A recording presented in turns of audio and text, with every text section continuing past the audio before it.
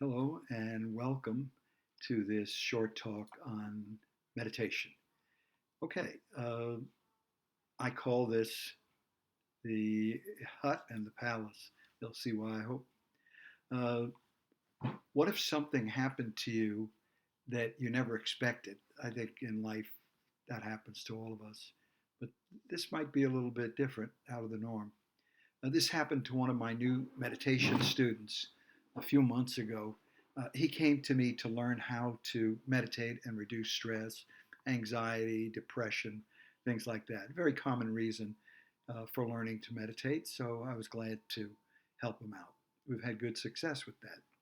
But what happened within the first 24 hours to this man was not expected.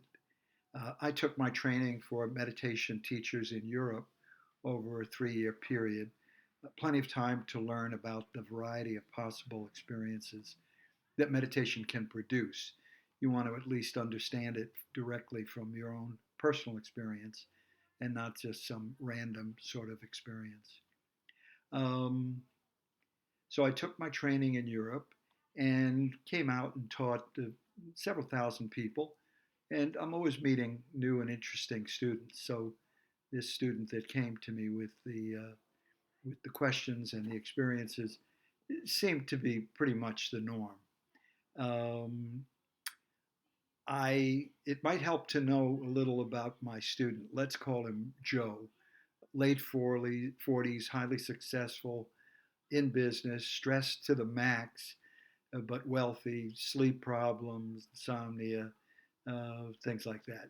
He explained before I taught him that he finally achieved all of his business goals, his financial goals, and was actually ready to retire. But the more he thought of retirement, the more he felt this empty feeling, bewildered and depressed, as he put it.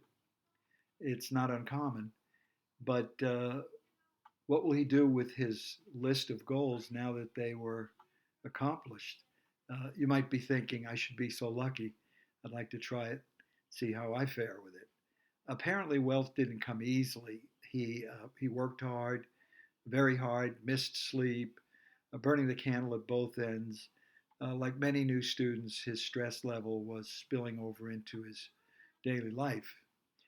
What happened next was unexpected. It's rare for such a new student to have such profound results just after learning to meditate. So Joe met with me 24 hours after his first instruction, came back the next day. There are actually 4 classes needed. As always, I reviewed the meditation practice and helped adapt the practice to Joe's lifestyle, anyone that learns for that matter. So I asked him, did you find time to do what you've learned since yesterday? And he answered yes. So I gave him some simple instruction and we began a 15-minute meditation together, step by step. Standard procedure for every new student. When the time was up, I let him know and he came out of meditation. And then he said, how many minutes did we meditate? And he asked, where was I? What happened? That was incredible. I know I wasn't sleeping, but tell me where I was. So I was delighted to hear this. It's rare for someone so soon to have such a deep experience. And we call this a textbook experience of transcending. I asked him, I said, when you lost your new mantra, everybody's given a word to recite, a meaningless word. How much time would you guess had passed? And he said, that's what confuses me. It felt like 2 or 3 minutes, but my watch says 15. Everything changed, and I've never had such an experience. It was priceless. He was happy over it and just wanted to know where he was. Obviously, Joe transcended and reached the deepest level of the mind. It's possible. I teach people all the time. This is the source of thought, or what we call pure consciousness, consciousness itself. Who is the thinker behind the thought? If you reach that level where thought cannot go, you transcend thought. For a teacher of meditation, this was a great experience to see someone reach that level, which is so intimate to everyone. Joe couldn't stop smiling. All his doubts about meditating had vanished in an instant.